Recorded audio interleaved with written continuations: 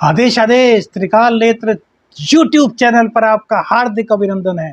आज बात करेंगे मिथुन राशि के लिए जो जुपिटर का ट्रांजिट हो रहा है शुक्र की राशि में कैसा रहेगा। बृहस्पति राशि परिवर्तन आपके जिंदगी में क्या क्या खुशियां लाने हैं, किस किस प्रकार से आपको लाभ होने वाला है, इसी पर चर्चा करेंगे।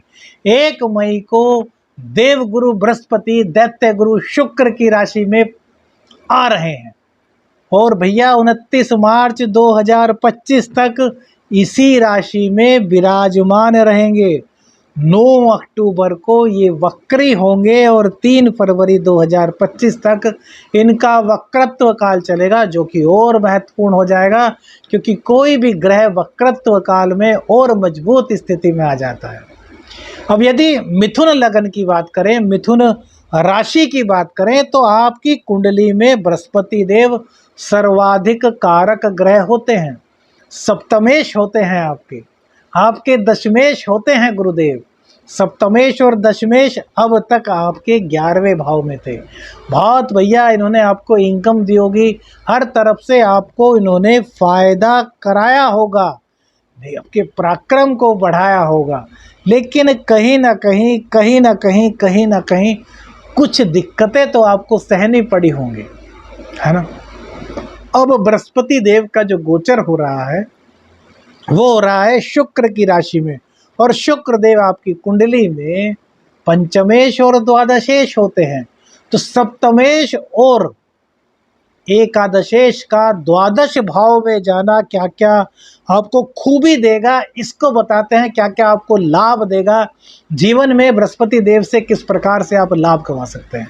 देखिए, सप्तमेश और एकादशेश का 12वें हाउस में जाना सबसे पहले तो आपको फॉरेन से कहीं ना कहीं जोड़ देगा। फॉरेन कंट्रीज से आपका कोई व्यापार जुड़ सकता है, फॉरेन कंट्री से कोई कॉन्ट्रैक्ट आपके पास आ सकता है जिससे कि आपकी बेहतर इनकम हो सकती है। लेकिन एक चीज का आपको ध्यान रखना है, मिथुन राशि वालों के लिए जो वृषभ राशि है वो भैया द्वादशेश है, यानी कि आपके लग्न का व्यय करने वाली है। तो कहीं ना कहीं व्यय की अधिकता बढ़ेगी।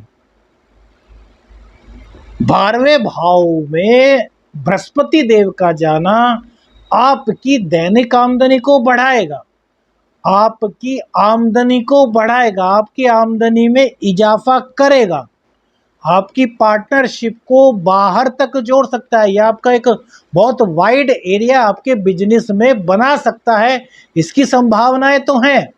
लेकिन कुछ दिक्कतें भी हैं क्योंकि 12वें स्थान में बृहस्पति देव कारक नहीं होते। लेकिन जो दिक्कतें हैं उससे बढ़कर के खुशखबरियां भी हैं। तो सबसे पहले एक दिक्कत बताते हैं कि 12वें स्थान में बृहस्पति के जाने से क्या होगा।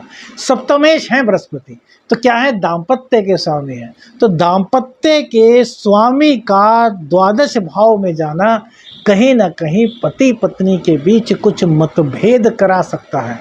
अब ये मतभेद कैसे हो सकते हैं, इस पर विचार करना बहुत आवश्यक है। तो मतभेद ऐसा नहीं कि यार एक दूसरे में लड़ाई हो जाएगी, क्या कि जैसे कि एक जने को जीवन साथी में, पत्नी वर्किंग है तो पत्नी भी हो सकती है कि दूर जाएं, पति वर्किंग है तो पति हो सकता है दूर जाएं, अर्थात तो दूरियां बढ़ा देगा कार्य क्षेत्र के चलते। क्योंकि आपके ये जो हैं बृहस्पति देव दशमेश भी हैं, और दशमेश और सप्तमेश जब 12वें स्थान में बैठेंगे जाकर के तो कैरियर को मजबूत कराएंगे, आपके जो आपका व्यापारिक क्षेत्र है, व्यापारिक एरिया है, उसको बहुत बढ़ाएंगे, वर्ल्ड वाइड करेंगे। तो अब वर्ल्ड वाइड होगा तो आपको समय अपने व्यापार को अधिक देना होगा, और जब व्यापार को समय अधिक देना होगा तो कहीं ना कहीं पति पत्नी के बीच में दूरियां तो बढ़ेगी ना। तो यही दूरियां कहीं ना कहीं आपको परेशान कर सकती हैं, लेकिन आपको इसको पॉजिटिविटी लेना है। क्योंकि एक साल भाई 29 मार्च 2025 तक रहेंगे, तो इस बीच में कितना लाभ आपका ये करने वाले हैं, आपको यह देखना है। अब ऐसा तो है नहीं कि 13 महीने जितने भी दिन ये रहेंगे यहाँ पे कि आपको दूर कर देंगे। बीच बीच में 10-15 दिन के लिए हो सकता है पति को किसी काम से बाहर जाना पड़े, पत्नी को किसी काम से बाहर जाना पड़े।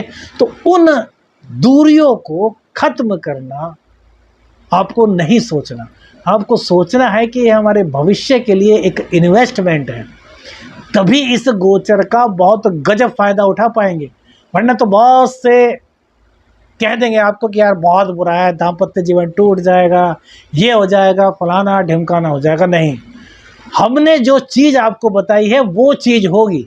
यदि आप उसको नेगेटिव वे में लेंगे तब दिक्कतें हैं, लेकिन यदि आप उसको पॉजिटिव वे में लेंगे, अब जैसे बच्चे हैं, बच्चे को पढ़ने के लिए आप हॉस्टल में भेजते हैं तो कुछ समय के लिए आपसे दूर होते हैं, लेकिन वो दूरी कामयाबी में तब बदलती है जब वो हॉस्टल से कामयाब बन करके आता है, वो एक अफसर बन करके आता है, वो एक व्यापारी बन करके आता है, वो एक काबिल नागरिक बन करके आता है, तब कितनी खुशी होती है।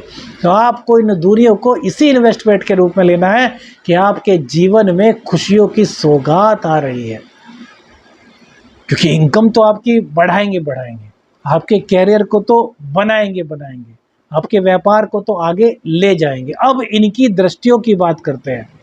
तो प्रथम दृष्टि इनकी पड़ेगी चतुर्थ भाव पर।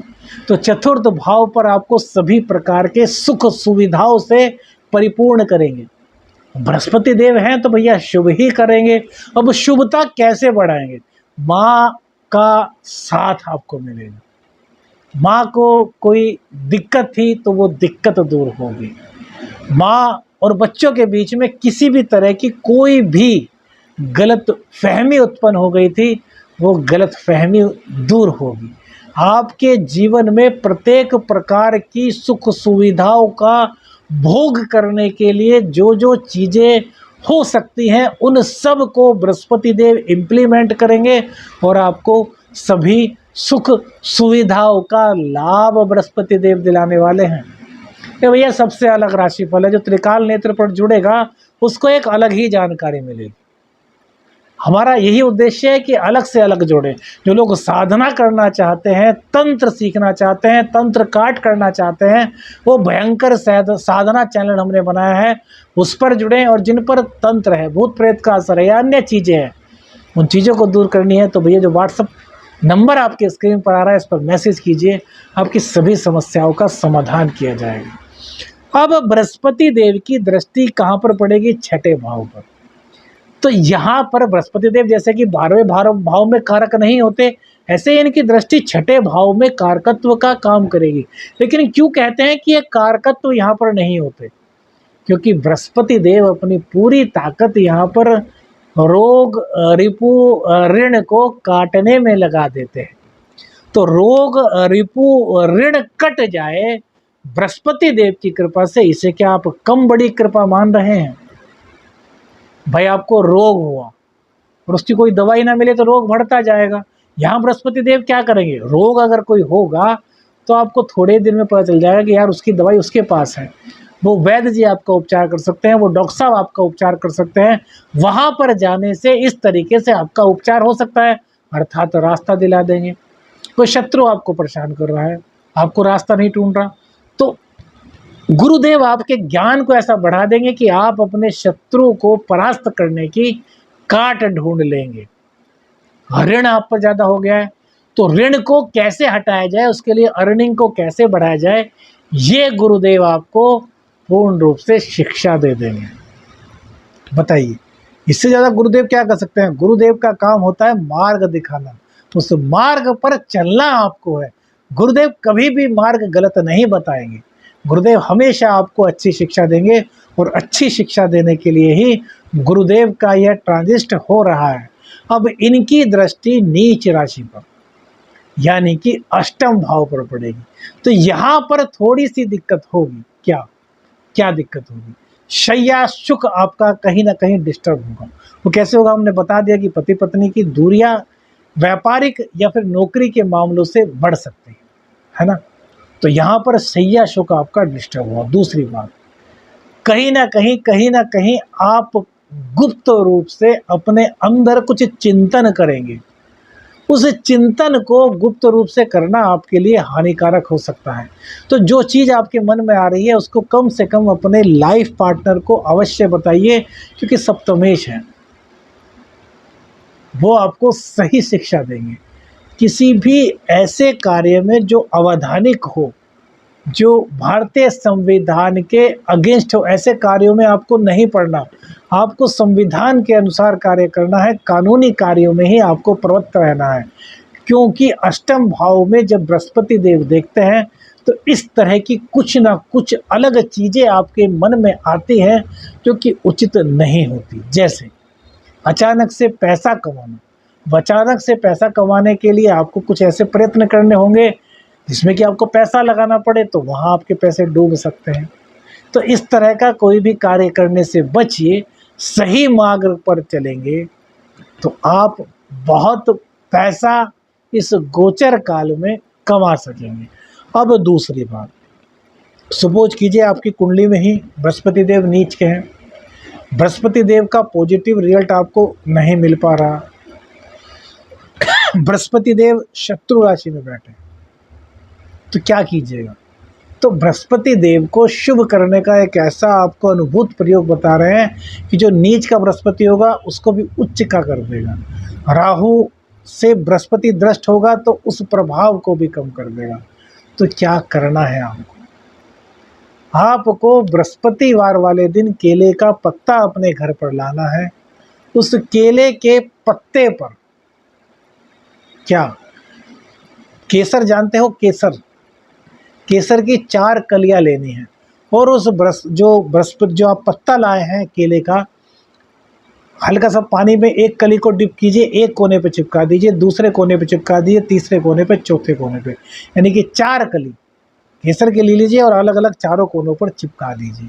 उसके बाद इस पत्ते को माथे से लगाइए, प्रणाम कीजिए, बृहस्पति देव को प्रणाम कीजिए और इसी पत्ते में भोजन अपनी पत्नी से, बहन से, माताजी से परोसवाइए और सबके सब इसी पत्ते में भोजन ग्रहण करें। और इसके बाद इस पत्ते को ले जाकर के घर से बाहर किसी भी वृक्ष की जड़ में डाल दें। प्रत्येक बृहस्पतिवार यह उपाय करें, बृहस्पति देव की अनुपम अनुकंपा आपको मिलनी शुरू हो जाएगी। यह दिव्य महाप्रयोग है, करके देखिए, लाभ मिलेगा। आदेश आदेश अलख निरंजन, हर हर महादेव।